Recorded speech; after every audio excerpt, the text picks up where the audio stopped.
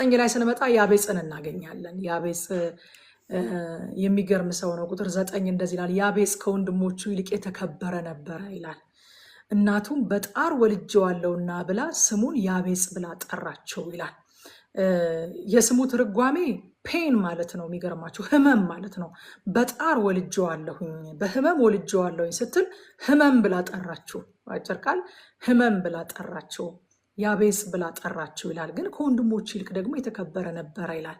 አያችሁ፣ ያቤጽ በጣር መወለዱን በህመም መወለዱን ወደ ጸሎት የቀየረ ሰው ነው። ክብር ለእግዚአብሔር። የስሙ ስያሜ የኋላ ታሪኩ እናቱ ያወጣችለት ስም አንቆት እንዲያስቀረው ያልፈቀደ ሰው ነው ያቤጽ። በጣም ይገርማል። የሚያኮራ ታሪክ አይደለም ያለው፣ የሚያስደስት ታሪክ አይደለም ያለው፣ ፈገግ የሚያስብል ትናንትና አይደለም ያለው። ግን በሚገርም ሁኔታ ያ ማንነቱ ወደ ማጉረምረም ሳይሆን፣ ኮምፕሌን ወደ ማድረግ ሳይሆን፣ ወደ ማማረር ሳይሆን ወደ ጸሎት ነው የገፋው ያ ማንነቱ። የስሙ ትርጓሜ እንዳልኳችሁ ህመም ማለት ነው። እና እንደዚህ ያለ ቁጥር 10 ላይ ያቤጽም ይላል፣ ያ ህመም የተባለው ሰው ማለት ነው። ስማችሁ ህመም ቢሆን አስባችሁታል? እንዴት አፌክት እንደሚያደርጋችሁ። የሰፈር ሰው ሁሉ ህመም እያለ ሲጠራችሁ ህመም ነው ስሙ። ያቤጽም እባክህ አለ፣ መባረክን ባርከኝ፣ አገሬን አስፋው፣ እጅህም ከኔ ጋር ትሁን፣ እንዳያሳዝነኝም ከክፋት ጠብቀኝ ብሎ የእስራኤልን አምላክ ጠራ፣ እግዚአብሔርም የለመነውን ሰጠው ይላል። አያችሁ፣ የትናንትና ታሪኩ፣ የትናንትና መጥፎ ስሙ፣ የትናንትና መጥፎ ጅማሬው ነገውን እንዲያጨልምበት አልፈቀደም። እንዲያጉረመርም እንዲያደርገው አልፈቀደም። ችግራችንን ወይ ማጉረምረሚያ ማድረግ እንችላለን፣ ወይ ወደ እግዚአብሔር መቅረቢያ ማድረግ እንችላለን። ያቤጽ በችግሩ ወደ እግዚአብሔር ቀረበበት እንጂ ከእግዚአብሔር አልራቀበትም። አንዳንዶቻችን የሆነ ችግር ሲኖር ባክግራውንዳችን ላይ ያ ችግር እግዚአብሔርን ለማማረር፣ ከእግዚአብሔር ለመራቅ፣ ከእግዚአብሔር ፊት ለመሸሽ፣ ኮምፕሌን ለማድረግ፣ አንገት ለመድፋት፣ ወደ አደባባይ ላለመውጣት እንደ ምክንያት ሆኖ ይቀርብብናል ያ ችግራችን።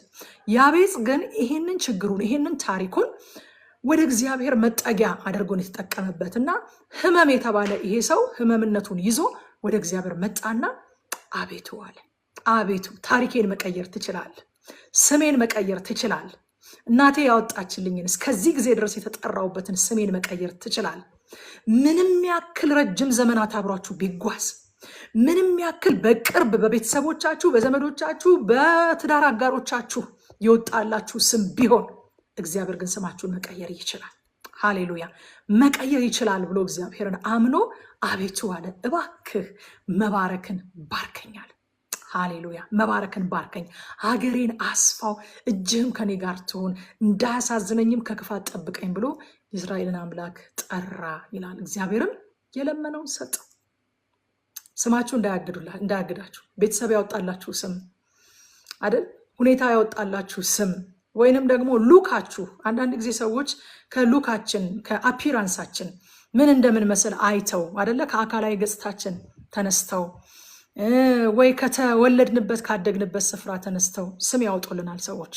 ቤተሰቦቻችን የሚያወጡልን ስም የለም እንዴ? አንዳንዶቻችን አደባባይ ላይ ልንጠራው የምናፍረው ቤተሰቦቻችን የሚያወጡልን ስም እኮ አለ። በቅርብ የሚያውቁን ሰዎች ስለኛ ካላቸው እውቀት የተነሳ የሚያወጡልን ስም አለ። ያንን ስም ግን እግዚአብሔር መቀየር ይችላል። ያ ስም እንዳያግዳችሁ ወደ እግዚአብሔር ለመምጣት። እንደ ያቤጽ ህመም የሚባል ስም ያለው እኛ መካከል የለም። ከያቤጽ የከፋ ስም ያለው የለም። ስሙ ግን አላገደውም። ሃሌሉያ! ወደ እግዚአብሔር ቀረበ። መባረክን ባርከኝ አለ። መባረክን ባርከኝ። ትናንትናው እንዲያቆሙ አልፈቀደም። እናቱ ያወጣችለት ስም እንዲያቆሙ አልፈቀደም። አስተማሪዎቻችን እኮ ስም ያወጡን። እንደውም የዘንድሮ አስተማሪዎች በጣም ዲሲፕሊንድ ናቸው። ድሮ እኮ አስተማሪዎቻችን ስም ያወጡልናል። በቃ አንተ ማትረባ፣ አንቺ ማትረቢ፣ ይሄ ማይገባው፣ አንቺ ድንጋይ ራስ እያሉ ስም ያወጡልናል እኮ አስተማሪዎቻችን። ምን ያህል አፌክት እንደሚያደርገን አያውቁም። እግዚአብሔር ግን ማንም ያውጣላችሁ፣ በምንም ምክንያት ይውጣላችሁ፣ ስምን መቀየር የሚችል በረከት አለው። የያቤጽን ስም ቀየረለት። በረከትን ጠየቀ፣ ርስትን ጠየቀ፣ የእግዚአብሔርን አብሮነት ጠየቀ፣ የእግዚአብሔርን ጥበቃ ለመነ። እግዚአብሔርም ተለመነ። ያለፈ ታሪካችን የነገ ፍጻሜያችንን አይወስንም። ዲፋይን ሊያደርገን ይችላል፣ ግን ነጋችንን አይወስንልንም። እግዚአብሔር መታወቂያን ይቀይራል። ሃሌሉያ። ይቀይራል እግዚአብሔር። የያቤጽ ጸሎት ከእግዚአብሔር ፈቃድ ጋር የተስማማ ነበረ። ወደ እግዚአብሔር ቀረበ፣ እግዚአብሔርም ታሪኩን ቀየረለት። ከእግዚአብሔር ጋር መሆንና ከክፉ መጠበቅን የፈለገው ባጭር ቃል በቃ ከእግዚአብሔር ጋር መሆን፣ ከእግዚአብሔር ጋር መጠጋት፣ ወደ እግዚአብሔር መጠጋት፣ የእግዚአብሔርን በረከት ከእግዚአብሔር እጅ መቀበል፣ ከክፉ ነገር መጠበቅ ነው የፈለገው። እግዚአብሔር ደግሞ ያንን አደረገለት። እግዚአብሔርም ተለመነው ይለናል።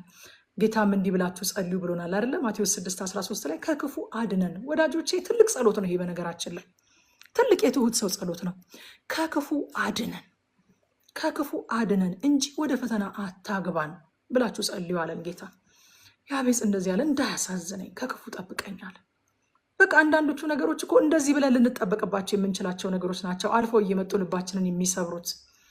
ከክፉ ጠብቀኝ ብላችሁ ጸልዩ ከተባለን ከክፉ ጠብቀኝ ብለን መጸለይ ነው። ያቤጽ ጸለየ። በቃ እንዳያሳዝነኝ ከክፉ ነገር ጠብቀኝ አለ። እግዚአብሔር ከክፉ ነገር ይጠብቃችሁ። በእውነት እኔ መንገድ ስወጣ ወደ አንድ ስፍራ ሲሄድ ሁል ጊዜ እንደዚህ እላለሁ፣ እግዚአብሔር ከክፉ አጋጣሚ፣ ከክፉ ሰዎች፣ ከክፉ ነገር ጠብቀኝ እላለሁ። በቃ ሰይጣን እንደዛ ነው የሚያደርገው። ወይ ክፉ ሰው ይልክባቸዋል፣ ወይ ክፉ አጋጣሚ እናንተ እዛ ስፍራ ላይ በደረሳችሁበት ሰዓት እንዲደርስ ያደርጋል፣ ወይ ክፉ ነገር ያመጣል። ስለዚህ ከክፉ ሰዎች፣ ከክፉ አጋጣሚ፣ ከክፋት ሁሉ ጠብቀኝ ብዬ እወጣለሁ ስወጣ። ጌታም ደግሞ ይጠብቀኛል። ጌታ ራሱ እንደ ፈቃዱ የሰጠን ጸሎት ስለሆነ ማለት ነው። ቁጥር 14 እና 21 23 ላይ በጣም የሚገርም ነገር አለ። ቁጥር 14 እንደዚህ ይላል፣ ማአኖታይ ኦፍራን ወለደ፣ ሰራያም የጌራ ሐሽምን አባት ኢዮአብን ወለደ፣ እነርሱም ጠራቢዎች ነበሩ ይላል። በጣም ይገርማል እኮ። ቁጥር 21 ደግሞ የይሁዳም ልጅ የሴሎም ልጆች የሌካ አባት ኤር፣ የመሪሳ አባት ለአዳ፣ ከአሽቤአ ቤት የሚሆኑ ጥሩ በፍታ የሚሰሩ ወገኖች ይላቸዋል። እነዛ ጠራቢዎች ነበሩ ቁጥር 14 ላይ። እነዚህ ደግሞ ጥሩ በፍታ የሚሰሩ ነበሩ።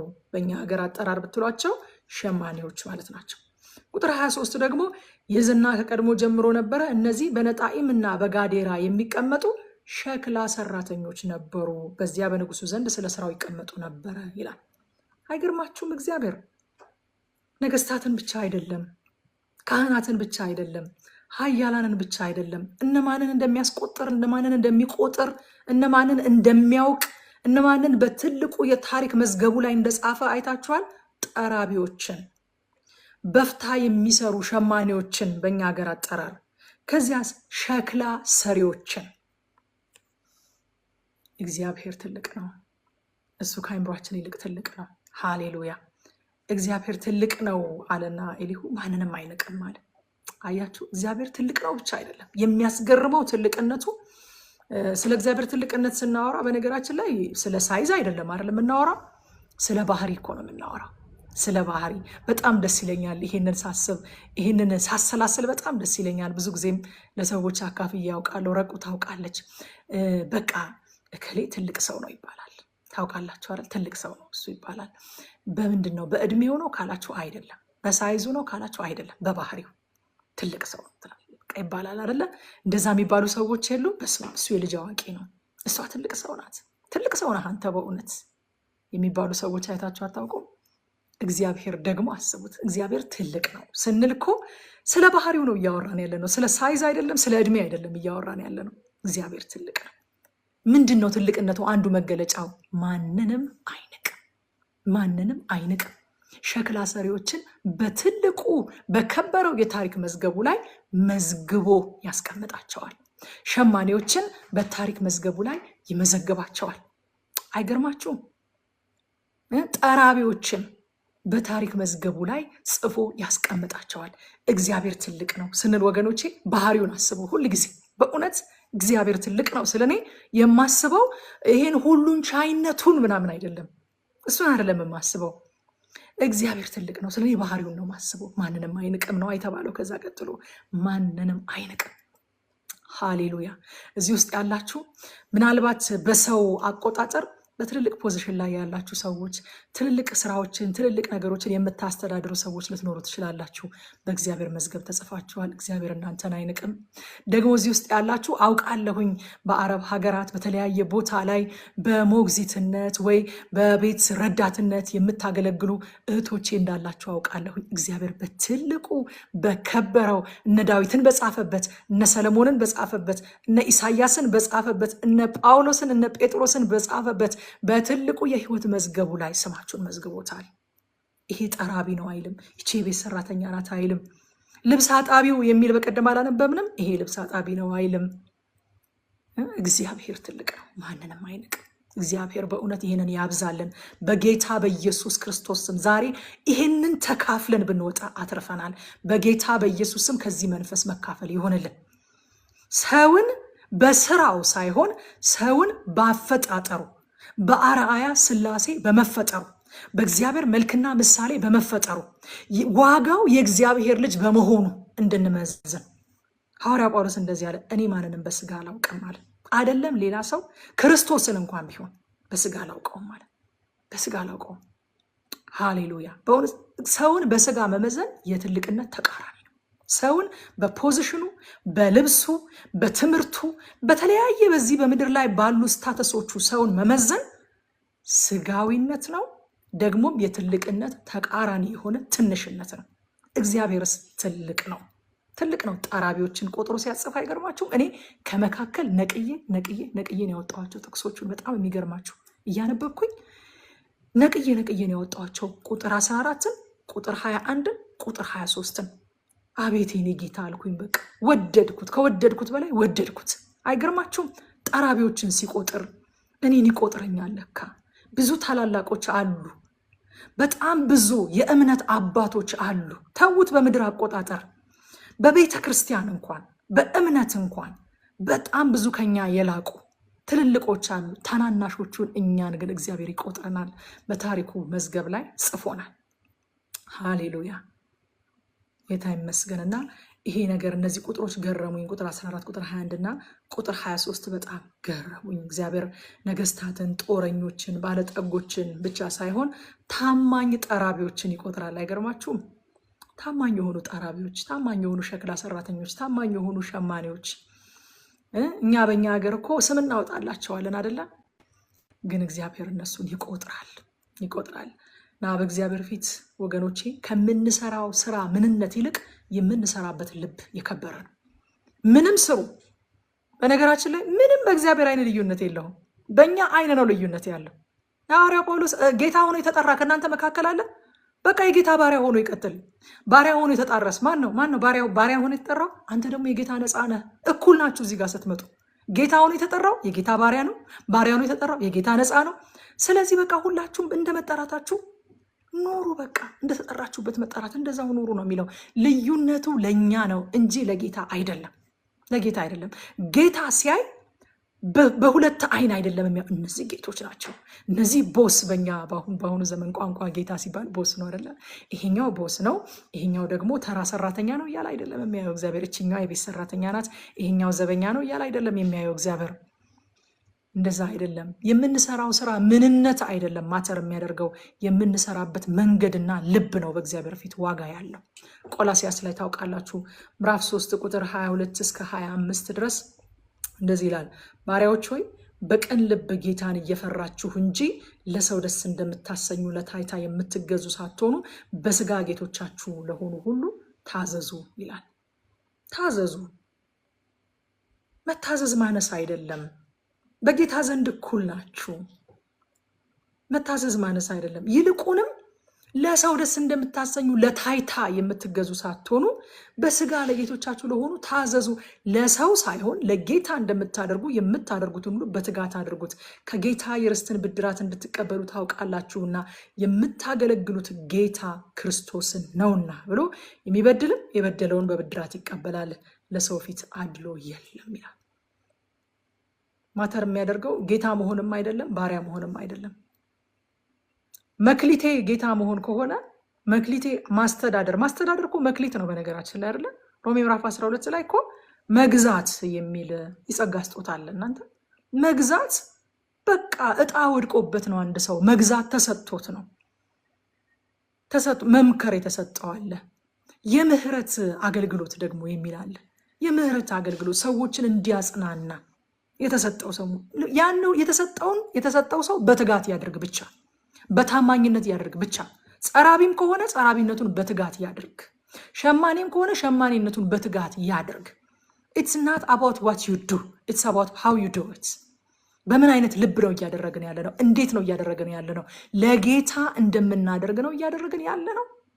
እግዚአብሔር ታማኝ ጸራቢዎችን የሚቆጥር አምላክ ስለሆነ፣ ታማኝ ባሮችን የሚቆጥር አምላክ ስለሆነ ባስቀመጠን ስፍራ፣ በየትኛውም ስፍራ በዚህ ዓለም አቆጣጠር ነው ዝቅታና ከፍታ የምንለው እኛ ቦታውን።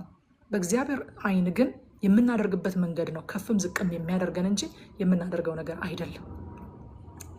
እግዚአብሔር እንደዛ አይመዝንም። እና የያቤጽን ጸሎት የሰማ አምላክ ዛሬም ከልብ የሚፈልቁ ጸሎቶችን ይሰማል። ትናንትናችን ሳያግደን ለምኑ ይሰጣችኋል፣ ፈልጉ ታገኛላችሁ፣ መዝጊያን አንኳኩ ይከፈትላችኋል ያለንን ጌታ እንፈልግ፣ እንለምን፣ እናንኳኳ። የያቤጽን ጸሎት የሰማ አምላክ ይሰማናል። ሃሌሉያ። ይሄ ማቴዎስ 7:7 ላይ ጌታ የተናገረው ክፍል አንድ ጊዜ በቃ በጣም በራልኝ።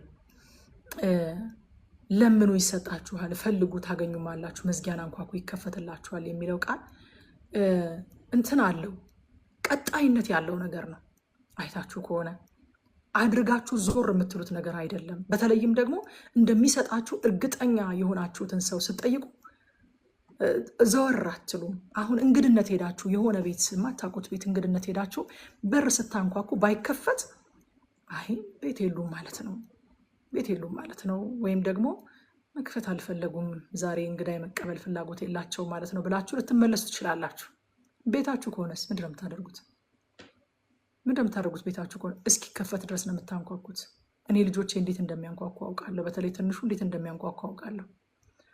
አይ ዛሬ ቤት የሉም ብሎ አይመለስም እንዴ። እሱ ከትምህርት ቤቷ የሚመጣበት ሰዓት ቤት ሰው አለመኖር አይችልም። ያውቃል። እንዴትም አድርገን ከትምህርት ቤቷ በሚመለስበት ሰዓት እቤት እንደምንጠብቀው ያውቃል። ሳንነግር ሳናሳውቅ የሆነ ሶሉሽን ሳንፈጥር በምንም ተአምር ቤት ዘግተን እሱ የመጣበት ሰዓት አንሄድም።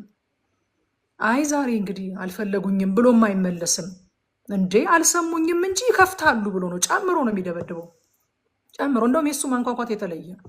በቃ እሱ ነው እላለሁ። ገና ሲያንኳኳ ራሱ አውቃለሁኝ እሱ ነው። ልጅ ነዋ።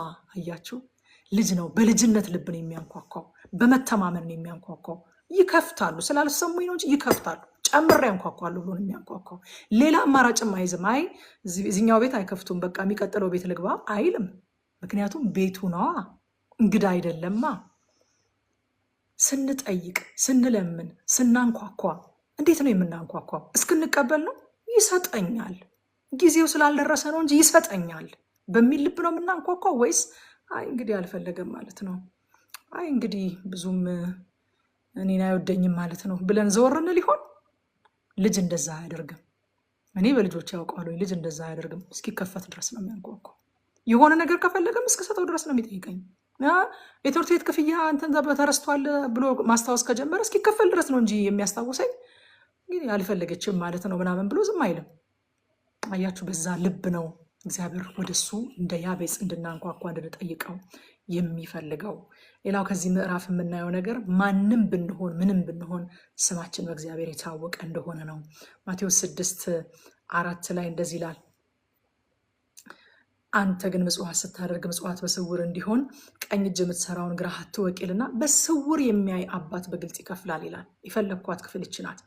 እግዚአብሔር በስውር ያውቀናል፣ ከዛ በግልጽ ይከፍለናል። እግዚአብሔር በምንሰራው ስራ ምንነት ሳይሆን በምንሰራበት መንገድና ልብ መዝኖ ያከብረናል። ከዚህ ምዕራፍ ላይ ይህንን ነው ያየሁት። ወደ ምዕራፍ 5 ስንገባ ስለ ሮቤል በመናገር ነው የሚጀምረው። ምዕራፍ 5 የእስራኤልን ልጆች ቆጥሮ ስለ ሮቤል በመናገር ይጀምራል እና ሮቤል እንደምታውቁት በመወለድ በኩር ነው፣ ከእስራኤል ልጆች በኩር ነው። ግን ፌስፉል ባለመሆኑ ምክንያት፣ የአባቱን መኝታ በመድፈሩ ምክንያት፣ ከአባቱ ቁባት ጋር በመተኛቱ ምክንያት የብኩርና መብቱ ለዮሴፍ ልጆች ተላልፎ ተሰጥቶበታል። ንግስና ደግሞ ከይሁዳ እንዲወጣ ተደርጎበታል። ይህንን ዘፍጥረትን ስናጠና ታስታውሳላችሁ። ዘፍጥረት 35:22 ላይ እስራኤልም በዚያች ሀገር በተቀመጠ ጊዜ ሮቤል ሄደ፣ የአባቱንም ቁባት ባላን ተገናኛት፣ እስራኤልም ሰማ። በቃ እንደዚህ ብሎ ነው የሚቆመው። እስራኤልም ሰማ ብሎ ከዛ የያዕቆብ ልጆች 12 ናቸው እያለ ይቀጥላል። ከዛ ግን ምዕራፍ 49 ላይ ስንመጣ ቁጥር 3 እና 4 እንደዚህ ያለው ያዕቆብ ሮቤል አለው፣ አንተ በኩር ልጄና ኃይሌ የጉብዝናዬም መጀመሪያ ነህ፣ የክብር አለቃና የኃይል አለቃ። በቃ ይህ አሁን ያለፈ ታሪክ ነው። አይገርማችሁም? ከዛ በኋላ እንደ ውሃ የምትዋልል ነህ፣ አለቅነት ላንተ አይሁን፣ ወደ አባትህ መኝታ ወጥተሃልና አረከስከውም፣ ወደ አልጋይም ወጣህ አለው። ሰምቶ ከዚህ በፊት ዝም ነው ያለው። ከዛ ግን ልጆቹን በሚባረክበት ቀን ልክ መሞቻው ሲደርስ ኑ የሚሆንባችሁን ነገር ልንገራችሁ ብሎ እያንዳንዱን ልጅ እየባረከ ሮቤል ጋር ሲደርስ አንተ ኦሪጂናሊ የበኩር ልጅ ነህ አለው። የጉብዝናዬም መጀመሪያ የክብር አለቃና የኃይል አለቃ ነበር ካለው፣ ግን እንደ ውሃ የምትዋልል ነህ፣ አለቅነት ለአንተ አይሆን አለው። ምክንያቱም ወደ አባት መኝታ ወጥተሃል፣ አረከስከውም፣ ወደ አልጋይም ወጣሃል። የሚገርማችሁ ያዕቆብ ብቻ ሳይሆን ሙሴ ከመሞቱ በፊት የእስራኤልን ነገዶች ሁሉ ሲባርክ ቅድም ለልጄ እያልኳት ነበር፣ ሮቤልን በህይወት ኑር አትሙት ብቻ እንዳለው ታውቃላችሁ። ጀስት ኤግዚስት እንዲያደርግ ብቻ ነው የባረከው። ከእንደዚህ አይነት መኖር አለመኖር ይሻላል። ምንም ነገር አልሰጠው ሮቤል። ይኸውላችሁ ዘዳግም 33:6 ላይ ሮቤል አለ ያ ሁሉ በረከት እያወረደባቸው ታስታውሳላችሁ አይደለ? እያንዳንዱ ነገድ ላይ እንዴት በረከት እንዳወረደ፣ ይሁዳ ላይ እንዴት ስለ ንግስና እንደተናገረበት፣ ሌዊ ላይ ሌዊን የሚነካ ወገቡ ይወጋ በቃ እያለ እያንዳንዱን እንዴት እንደባረካቸው። ብንያምን በእግዚአብሔር የተወደደ በእርሱ ዘንድ ተማምኖ ይኖራል፣ በትከሻው መካከል ያድራል። አሴርን እግሮቹ በዘይት የተነከሩ ናቸው፣ እንደ ዕድሜው ኃይሉ እንዲሁ እየጨመረ ይሄዳል። ይሳኮርን በባህር ዳርቻ ባለ በንግድ እንዴት እንደባረከው እያንዳንዱን ነገድ። ሮቤል ጋር ሲደርስ ግን እንደዚህ አይነት በረከት እኔ ሰምቼ አላውቅም። ጀስት በቃ በህይወት ይኑር አይሙት፣ ሰዎችን በቁጥር ብዙ ይሁኑ ነው ያለው። ኦሪጂናሊ በኩር ቢሆንም ፌይትፉል ባለመሆኑ ምክንያት፣ ታማኝ ባለመሆኑ፣ የአባቱን አልጋ በማርከሱ ምክንያት ሮቤል እንደዚህ ሆነ። በበደሉ ምክንያት በረከቱን ለዮሴፍ ልጆች ተላለፈበት። የብኩርና መብቱ የብኩርና በረከቱ ለዮሴፍ ልጆች፣ ንግስናውን ደግሞ ለይሁዳ አሳልፎ ሰጠ ማለት ነው። ንግስና ከሮቤል አይወጣ፣ ንግስና ከይሁዳ ወጣ። ሮቤል በመበደሉ ምክንያት ማለት ነው። አያችሁ ወዳጆቼ፣ አለመታዘዝ እድልን ያሳጣል። ኦሪጂናሊ የኛ የሆነ እድልን ማለት ነው። ይህንን የሚያቃልልባችሁ ትምህርት አትቀበሉ። ምንም አይጠቅማችሁም፣ ምንም አይጠቅማችሁም። እንደው አንድ ሰው ምን አለ፣ እኔ አለ ኤቲስት ነው እና ሊሞት ሲል እንደውም እግዚአብሔር አለ አለ።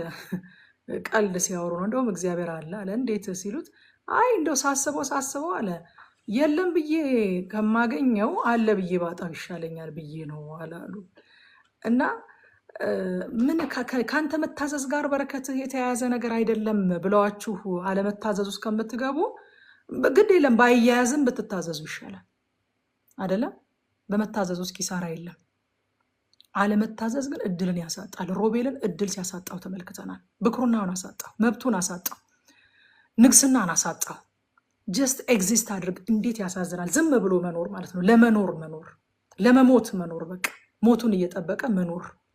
በኩር ሆኖ ሳለ፣ ባለመብት ሆኖ ሳለ ዝም ብሎ ለመሞት ሞቱን እየጠበቀ ብቻ እንዲኖር በህይወት ይኖር አይሙት። ሰዎችን በቁጥር ብዙ ይሆናሉ። እውነተኛው በኩር ኢየሱስ ግን መታዘዝን ሁሉ ፈጽሞ የብኩርናውን ጥቅም ተካፋዮች አደረገን እኛን ማለት ነው። ክብር ለኢየሱስ ይሁን። ሃሌሉያ።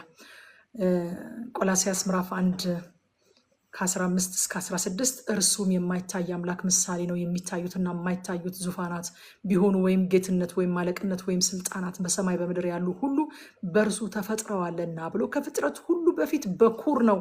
ሁሉ በእርሱና ለእርሱ ተፈጥሯል።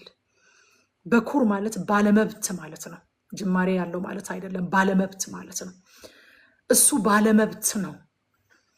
በመታዘዙ ሁሉ ደግሞ ሁሉን ነገር መታዘዝን ሁሉ ፈጽሞ በማድረጉና እግዚአብሔርን ደስ በማሰኘቱ ደግሞ እንኳን እሱ እኛ የብኩርናው መብት ተካፋዮች ሆነናል። ሮሜ ምዕራፍ 8 ቁጥር 17 ላይ ልጆች ከሆነን ወራሾች ደግሞ ነን ማለት ይልና የእግዚአብሔር ወራሾች ነን፣ አብረንም ደግሞ እንድንከበር አብረን መከራ ብንቀበል ከክርስቶስ ጋር አብረን ወራሾች ነን፣ ከበኩሩ ጋር አብረን ወራሾች ነን። ሁሉ የተፈጠረው በበኩሩ ነው። ሁሉ የተፈጠረው ለበኩሩ ነው።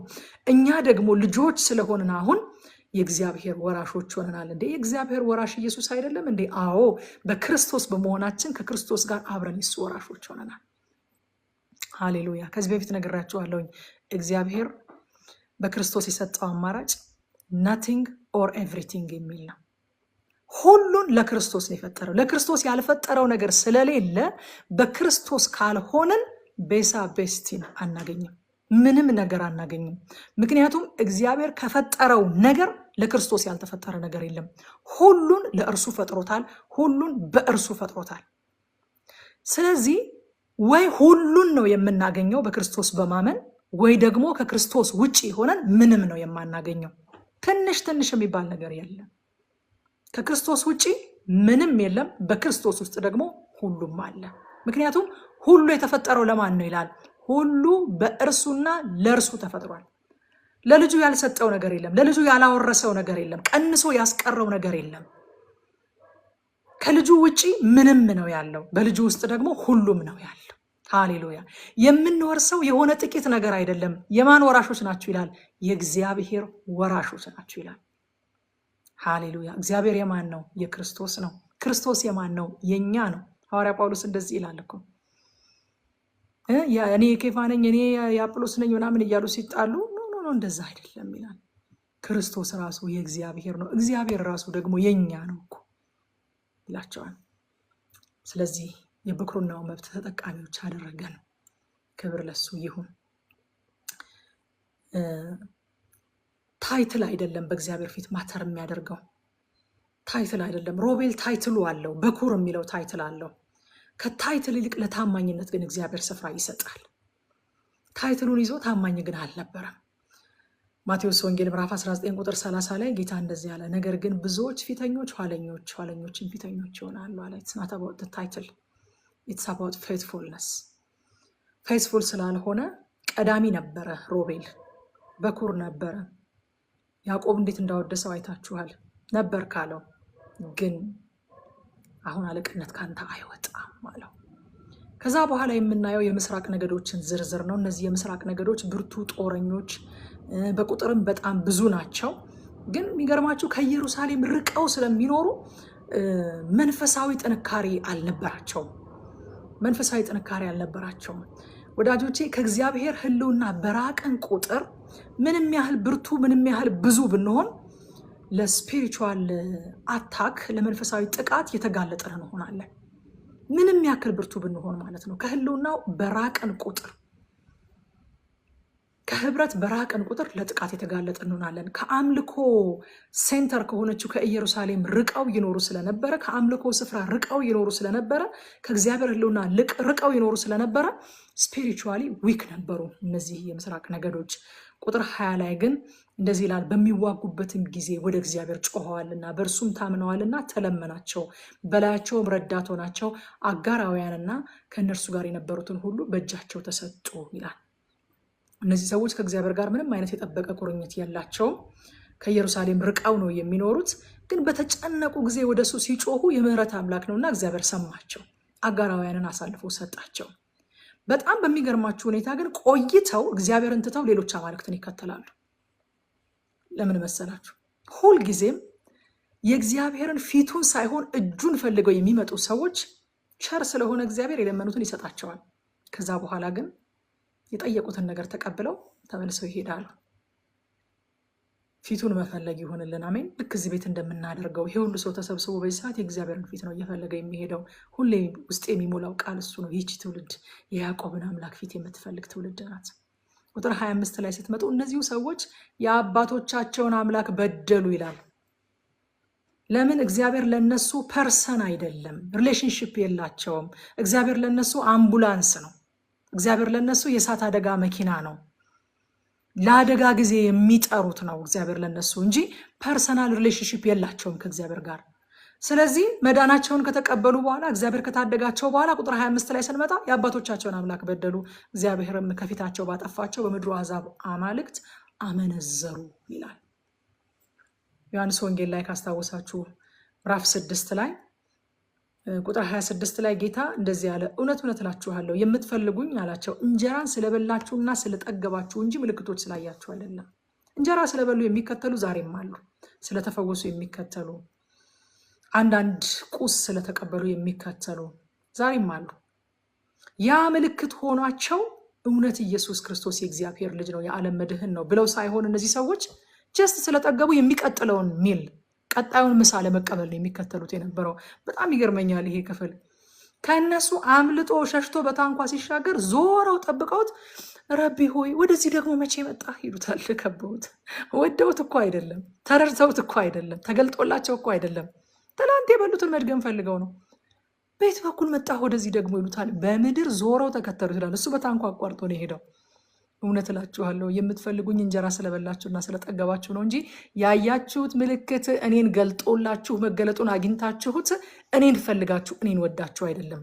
ያበላቸው እኮ ማብላቱ ምልክት ሆኖላቸው ወደ እሱ እንዲጠራቸው ነው። ጌታ እኮ የሚፈውሰን፣ ጌታ እኮ የሚባርከን ያ ምልክት ሆኖልን ወደ እሱ ሊስበን ነው እንጂ በቸርነቱ ወደ ንስሐ ሊያመጣን ነው እንጂ ያ ታርጌታችን ሆኖ በየቀኑ እየሄድን ምሳ እንድንጠይቀው አይደለም። በየቀኑ እየታመምን እንድንፈወስ አይደለም። ምልክት እንዲሆነን ነው። ግን ስለ ምልክቱ አይደለም የመጣችሁት፣ ምልክት አልሆነላችሁም አላቸው።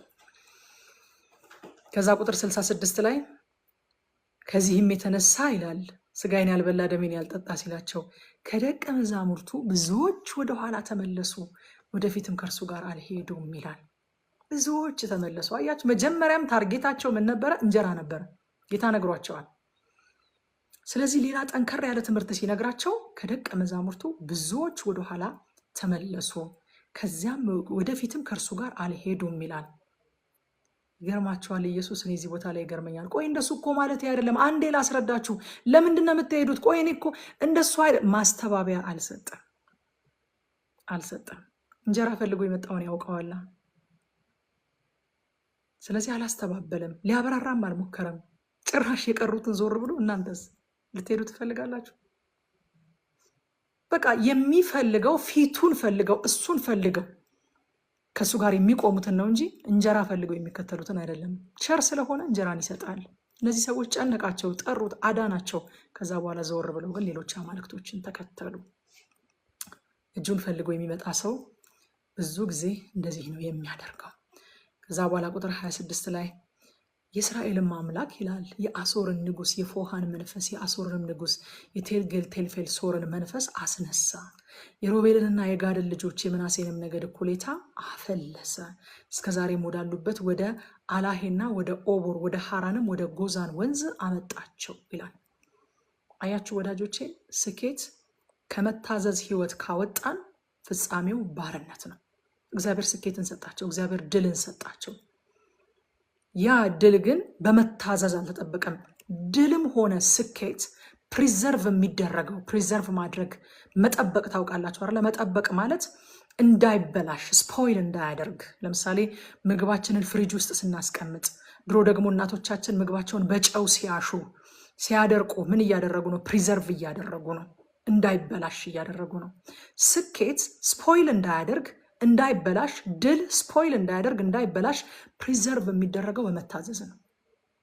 የሚጠበቀው በመታዘዝ ነው።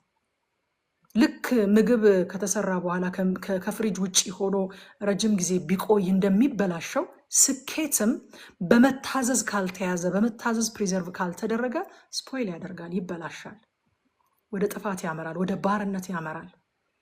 ወደ ባርነት ወሰዳቸው። እግዚአብሔር የሰጣቸውን ድል በመታዘዝ ስላልጠበቁት ቁጥር 25 ላይ ስንመጣ ሌሎችን አሕዛብ አማልክት ተከትለው አመነዘሩ፣ እግዚአብሔርን በደሉ ይላል። ከዛ በኋላ እግዚአብሔር የአሶርን ንጉስ የፎሃን መንፈስ የአሶርን ንጉስ የቴልጌል ቴልፌል ሶርን መንፈስ አስነሳ። ራሱ እግዚአብሔር ማለት ነው፣ አስነሳ። እግዚአብሔርን ሲበድሉ ስኬታቸው ስፖይል አደረገባቸው። በጣም የሚገርመው ግን ቢበድሉትም እግዚአብሔር የዘሩትን ቢያጭዱ ወደ ባርነት ቢሄዱም ስማቸውንም ሆነ ስፍራቸውን ከመዝገቡ አልሰረዘውም። ይሄ ደግሞ ተስፋ እንዳለ ያሳያል። ተስፋ አለ። እዚህ ቦታ ላይ ነበር የሚኖሩት። ስማቸው ደግሞ ከሌ ከሌ ይባል ነበረ። አባታቸው ከሌ ይባላል፣ የከሌ ልጆች ናቸው ብሎ እግዚአብሔር አስታወሳቸው፣ አሰባቸው። ምክንያቱም እግዚአብሔር በሰው ተስፋ አይቆርጥም፣ ሰው ነው በእግዚአብሔር ተስፋ የሚቆርጠው። እግዚአብሔር ይመስገን። ወደ ምዕራፍ 6 ፈጠን ብዬ አልፋለሁ። እንደዚህ ያቆየኛል ብዬ አላሰብኩም ነበረ። ምዕራፍ 6 ላይ ስንመጣ የእግዚአብሔርን ሕልውና ለመሸከም የተመረጠውን ነገድ ነው የምናገኘው። የሌዊን ነገድ እናገኛለን። አያችሁ፣ ከምርኮ ለተመለሰው ሕዝብ ከርስትም ከመንግስትም ከወታደራዊ ኃይልም ከየትኛውም አደረጃጀት አስቀድሞ የአምልኮ ተሐድሶ ነው የሚያስፈልገው። አምልኮ መታደስ አለበት። ስለዚህ እግዚአብሔር ማን እንደሆኑ ነገራቸው፣ በእነሱ ላይ ያለውን ዓላማ ነገራቸውና አሁን ማደራጀት ሲጀመር መጀመሪያ አምልኮውን ነው እግዚአብሔር የሚያደራጀው። መንግስት አይደለም የሚያደራጀላቸው፣ አምልኮ ነው መጀመሪያ መመለስ ያለበት። የእስራኤላውያን መንፈሳዊ ህይወትና አምልኮ ደግሞ እንደምታውቁት በሌዋውያን ላይ ዲፔንድ ያደርጋል። ዘኍልቍ 18:20 ላይ እግዚአብሔር አሮንን አለው ይላል፣ በምድራቸው ርስት በመካከላቸው ድርሻ አይሆንልህም፣ በእስራኤል ልጆች መካከል ድርሻህና ርስትህ እኔ ነኝ ብሎ የአሮንን ቤት እንዴት ለክህነት እንደመረጠ እናስታውሳለን ዘኍልቍን ስናጠና። አያችሁ፣ እግዚአብሔር ሌዋውያኑ ከሱ ጋር ብቻ እንዲጣበቁ ስለሚፈልግ ርስት እንዲሰጣቸው አልፈቀደም። በምንም ነገር ልባቸው እንዲከፋፈል አይፈልግም። የሆነ ቦታ ላይ ተገንጥለው እንዲቀመጡበትም አይፈልግም። በእስራኤል ነገዶች መካከል ሁሉ ትምህርተ እግዚአብሔርን፣ አምልኮተ እግዚአብሔርን፣ የእግዚአብሔርን ሕልውና እንዳይጠፋ፣ ሽታው እንዳይጠፋ የሚያደርጉ እግዚአብሔር የተናገረውን ህዝቡን የሚያሳስቡ እነሱ ስለሆኑ የሆነ ርስት ላይ ተከማችተው እንዲቀመጡ እግዚአብሔር አይፈልግም። ከሆነ ነገር ጋር ተጣብቀው እንዲቀሩበት አይፈልግም። በስፍራ ሁሉ ተበትነው በየነገዶቹ መካከል የእግዚአብሔርን ጠረን ለህዝቡ እንዲያሸትቱ፣ የእግዚአብሔርን ሕልውና እንዲሸከሙ፣ ትምህርተ እግዚአብሔርን ለህዝቡ እንዲያስተምሩ፣ አምልኮተ እግዚአብሔርን ለህዝቡ እንዲያስተምሩ አንድ ቦታ ላይ ተከማችተው እንዳይቀመጡ ርስት አልሰጣቸውም እግዚአብሔር። ዛሬም ወዳጆች እግዚአብሔር ስንይዘው ከእርሱ የሚያርቀንን ነገር በመከልከል ሊጠብቀን እንደሚችል ማወቅ አለብን። እግዚአብሔር ያውቃል፣ እኛ አናውቅም ወዳጆች። እኛ ያንን ነገር ስንይዘው የምናመጣውን ባህሪ አናውቅም። በነገራችን ላይ እግዚአብሔር ግን ያውቃል። ቅርብ ቀን አንድ ምስክርነት እየሰማሁ ነበረ እና አንድ ለቅሶ ላይ የሄደ ወንድም ነው ሲነግረን የነበረው። አንድ ወንድም ወደ ጌታ ሄደና ወደ ጌታ ከመሄዱ በፊት ታሞ በጣም ሲጸለይለት ነበር አለና ባለቤቱም በጣም ብርቱ የጸሎት ሴት ናት እና የጸለይን እያለ የሆነ ቀን እንድንጸልይ ስንሄድ አትጸልይም እሷ ቁጭ ብላለች አለና መጨረሻ ላይ ምን ነው ብዬ ጠየቅኳት አለ። አይ ጌታ ከኔ ጋር ተስማሚ ብሎኛል አለችኝ አለ። ምን ነው ስላት ለምንድን ነው ከኔ ጋር ተስማሚ የምትለኝ ስለው ከዚህ አልጋ ላይ ከተነሳ በኋላ እንደማይከተለኝ አውቃለሁ አለኝ አለች። እና ጌታን ሳይከተል ባሌ ሆኖ ከሚኖር ጌታን እየተከተለ ወደ ጌታ ቢሄድ ይሻለኛል ብዬ ከጌታ ጋር ተስማምቻለሁኝ አለችኝ አለ። እንግዲህ ይህንን ምስክርነት ነው፣ የእግዚአብሔር ቃል አይደለም። በእግዚአብሔር ቃል ፈትሻችሁ በእግዚአብሔር ቃል መርምራችሁ የሚያስተምረውን ነገር መውሰድ ትችላላችሁ። እና እግዚአብሔር የጸለይነውን የለመነውን ነገር ከተቀበልን በኋላ ምን እንደምንሆን እኛ አናውቅም፣ እሱ ግን ያውቃል። አንዳንዱን ነገር ከፊቱ የሚያጠፋን ስለሆነ ይሆናል የሚከለክለን። ከያዝነው በኋላ የምንሆነውን ነገር እኛ ዛሬ የምናውቅ ይመስለናል፣ ግን አናውቅም። በአንድ ቀን ማታ እኮ ምን አይነት ባህሪ እንደሚያመጣ ጴጥሮስ አላወቀም ነበር፣ አልገባውም ነበረ። ትናንትናም ብያለሁኝ አይደለ? እኔ ጌታ ሆይ ያለ እነዚህ ሁሉ ቢክዱ፣ ማንም ሳይክደው እኮ ቀድሞ የካደው እሱ ነው። እነዚህ ሁሉ ቢክዱ እኔ እስከ መጨረሻ ለእስር ቢሆን ለሞት ቢሆን አብሬህ ነኝ ያለው ታለ። ከልቡ ነው ደግሞ ሴንሰርሊ ነው እንደዛ እያለ ያለው። ራሳችንን እንኳን የማናውቅ ጉዶች እኮ ነን እኛ፣ እንኳን ሌላውን ሰው እኛ ራሳችንን የማናውቅ ምስኪኖች ነን። ከዛ በኋላ ግን በቃ ሌሊቱን ዶሮ ሳይጮህ እኮ 3 ጊዜ ትክደኛለህ አለው። እግዚአብሔር ያውቃል፣ እኛ ግን አናውቅም።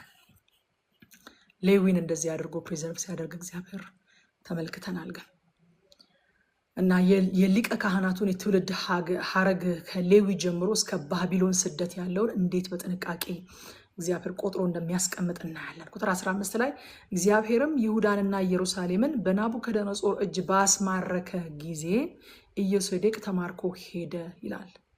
አያችሁ ይሁዳና ኢየሩሳሌም የተማረኩት እግዚአብሔር ስላስማረካቸው ነው እንጂ በባቢሎናውያን ብርታት አይደለም። የባቢሎን ንጉስ ስለበረታ አይደለም፣ ወይንም የባቢሎን አማልክት ከእግዚአብሔር ይልቅ በርትተው አይደለም። እግዚአብሔር ስላስማረካቸው ይላል ቃሉ። አይገርማችሁም? የእግዚአብሔር ሕዝብ ተማረከ። እንዴት? እግዚአብሔር ስላስማረከው ነው። እግዚአብሔር ስላስማረከው። የኛ ትኩረታችን ሊሆን የሚገባው ማን ላይ ነው? እግዚአብሔር ላይ ነው። መስማማት ያለብን ከማን ጋር ነው? ከእግዚአብሔር ጋር ነው። ምክንያቱም እግዚአብሔር አሳልፎ ካልሰጠን በስተቀር ጠላታችን በእኛ ላይ እድል ፈንታ ሊኖረው አይችልም። እግዚአብሔር አሳልፎ ባይሰጣቸው ኖሮ ባቢሎን ባልማረካቸው ነበረ። ስላስማረካቸው የሚለው ቃል በጣም ገረመኝ። ከዛ በኋላ የካህናቱን የዘር ሐረግ በስደት ውስጥም ከስደት በኋላም እንዴት ጠብቆ እንዳቆየ እግዚአብሔር እንዴት ፕሪዘርቭ እንዳደረገው ያሳየናል ይሄ ክፍል። አያችሁ ሌዋውያኑ ከስደት በፊት በስደት ውስጥ ከስደት በኋላም አምልኮተ እግዚአብሔርን በእስራኤል ሕዝብ መካከል አስጠብቀው የኖሩ ባላደራዎች ናቸው። አልዘነጋም። በነገራችን ላይ የእስራኤል ሕዝብ ሙሉ ለሙሉ አልጠፋበትም። አሻራው አልጠፋም። አምልኮተ እግዚአብሔር ከሕዝቡ መካከል አልተረሳም። ለምን ከተባለ ሌዋውያን ከስደት በፊትም ስራቸው ነው፣ አደራቸውን ያስጠብቁ ነበር። በስደት ውስጥም ሆነው ይህንኑ አደራ ያስጠብቁ ነበረ። ከስደትም መልስ ደግሞ አደራቸውን አስቀጥለውታል። ወዳጆቼ ብዙ ጊዜ ላለው አውቶማቲክሊ አይደለም ትውልድ እግዚአብሔርን አምላኪ የሚሆነው። አደራ ጠብቆ የሚያስተላልፍ የቀደመ ትውልድ ስላለ ነው። የቀደሙ አባቶቻችን አደራውን በሚገባ ስላስተላለፉልን ነው ዛሬ እኛ እግዚአብሔርን እያመለክን ያለ ነው። የሚቀጥለው ትውልድስ ከኔ በኋላ ያለው ትውልድ እግዚአብሔርን ያመልካል፣ በእውነተኛ መንገድ ይሄዳል? የኔ ኃላፊነት ነው። አሁን እኔ ነኝ ባላደራዋ።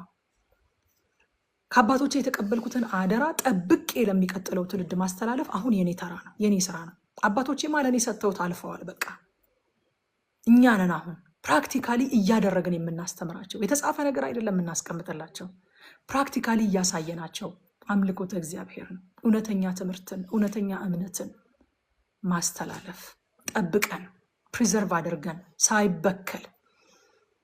እኔ ጢሞቴዎስ ላይ ያለ ቃል አለ ስለ ዲያቆናት የሚናገር የሃይማኖትን ሚስጥር የሚጠብቅ ይላልና እግዚአብሔር ምን ሚስጥር አለውና ነው የሚጠበቀው? ድሮ በጣም ይገርመኝ ነበር። የሚጠብቅ ማለት ግን እንዳይጨመርበት፣ እንዳይቀነስበት፣ እንዳይበላሽ፣ እንዳይጣመም፣ እንዳይጠፋ ፕሪዘርቭ የሚያደርግ መሆን መቻል አለበት። አገልጋይ የሃይማኖትን ሚስጥር የሚጠብቅ። ሃይማኖታችን በራሱ ሚስጥር ነው። እግዚአብሔር ራሱ እኮ ሚስጥር ነው። አምላክ ሰው መሆኑ ሚስጥር ነው። አንድ አምላክ በሶስት አካል ተገልጦ መኖሩ ሚስጥር ነው። ይህንን ሚስጥር ሳይበረዝ፣ ሳይቀየጥ፣ ሳይጨመርበት፣ ሳይቀነስበት፣ ሳይጣመም፣ ሳይጠፋ ጠብቆ ለትውልድ የሚያስተላልፍ መሆን መቻል አለበት ማለት ነው። ጢሞቴዎስ ላይ ምዕራፍ 1 ቁጥር 14 ላይ በጣም ደስ የሚል ኒውስ እነግራችኋለሁ።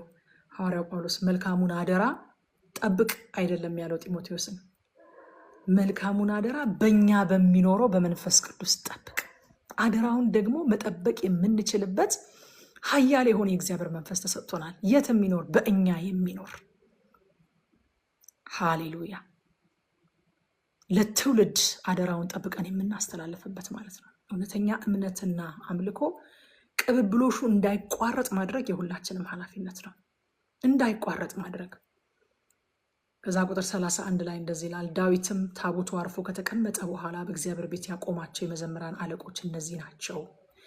ሰሎሞን የእግዚአብሔርን ቤት በኢየሩሳሌም እስኪሰራ ድረስ በመገናኛው ድንኳን ማደሪያ ፊት እያዜሙ ያገለግሉ ነበረ፣ በየተራቸውም ያገለግሉ ነበረ ብሎ ወዲያውኑ ስለ መዘምራን መናገር ይጀምራል። ስለ ዝማሬ እንግዲህ ብዙ ነገር ብለናል ከዚህ በፊትም አይደለም። መዝሙርና የዜማ ዕቃ ወይንም ዛሬ የሙዚቃ መሳሪያ የምንለው ማለት ነው። መዝሙርና የዜማ ዕቃ አገልግሎት ለዚህ አገልግሎት በተመረጡ፣ ለዚህ አገልግሎት በታደሉ፣ ለዚህ አገልግሎት በተለዩ፣ ለዚህ አገልግሎት በተቀቡ ሰዎች የሚደረግ ነው። ሃሌሉያ! በተደራጀ ሁኔታ የሚሰራ ለእግዚአብሔር የተለየ አገልግሎት ነው። ክብር ለኢየሱስ ይሁን። የችሎታ ጉዳይ አይደለም። ዳዊት አገልግሎቱን ያደራጀበትን ጥንቃቄ ስናየው ይህ አገልግሎት እንዴት የከበረ እንደሆነ ታያላችሁ። ማለት የዝማሬ አገልግሎት ተጠሪነቱ በቀጥታ ለአገሪቱ ንጉስ ነበረ። ታምናላችሁ? ደስማች ኢምፖርታንት የሆነ የከበረ አገልግሎት ነበረ። ካን ዩ ኢማጂን የአንድ ሀገር ንጉስ የአንድ ሀገር ፕሬዚዳንት አንድን ዲፓርትመንት ይሄ ዲፓርትመንት እኔ ነኝ ኦቨርሲ ማደርገው ተጠሪነቱ ለኔ ነው ተራ የማውጣላችሁ እኔ ነኝ ሲል ማለት ያ ዲፓርትመንት እንዴት ወሳኝ እንደሆነ እንዴት ቫልዩ እንዳደረገው ነው የምታውቁት አይደል? ለዳዊት ነበረ በቀጥታ ለሀገሪቱ ንጉስ ነበረ ተጠሪነቱ። ይሄው እንደዛ ነው የሚለን። ዳዊት ታቦቱ አርፎ ከተቀመጠ በኋላ በእግዚአብሔር ቤት ያቆማቸውን የመዘምራን አለቆች እነዚህ ናቸው። በጣም የሚገርማቸው ነገር የሀገሪቱን ሴኩሪቲ በተመለከተ የሀገሪቱን መከላከያ ሰራዊት እኔ ነኝ በቀጥታ የማገኘው አይልም። ለኢዮአብ ሰጥቶታል። ሌሎች ኃላፊነቶችን ለሌሎች ሰዎች ይሰጣል። የዝማሬ አገልግሎትን በተመለከተ ግን ራሱ ነው ዋች የሚያደርገው፣ ራሱ ነው ኦቨርሲ የሚያደርገው፣ ራሱ ነው የሚያደራጀው፣ ራሱ ነው ተራ የሚያወጣላቸው። እንደዚህ ብላችሁ ዘምሩ ብሎ የሚነግራቸው እንዴት ኢምፖርታንት እንደሆነ፣ እንዴት የከበረ አገልግሎት እንደሆነ፣ እንዴት በተለዩ ለዚህ አገልግሎት በተመረጡና በተቀቡ ሰዎች የሚደረግ አገልግሎት እንደሆነ እናያለን። እግዚአብሔር ሌዋውያንን አንድ ስፍራ ተሰብስበው እንዲቀመጡ ሳይሆን ህልውናን ተሸክመው በሁሉም ነገዶች መካከል እንዲበተኑ ነው ያደረገው ብያችኋለሁ። ቤተክርስቲያንንም እንደዛ ነው የሚፈልጋት እግዚአብሔር። ሐዋርያት ሥራ ምዕራፍ 1 ቁጥር 8 ላይ ነገር ግን መንፈስ ቅዱስ በእናንተ ላይ በወረደ ጊዜ ኃይልን ትቀበላላችሁ፣ በኢየሩሳሌምም በይሁዳም ሁሉ በሰማርያም እስከ ምድር ዳርቻ ምስክሮቼ ትሆናላችሁ አላቸው ጌታ ኢየሱስ ክርስቶስ። ከዛ መንፈስ ቅዱስ ወረደ።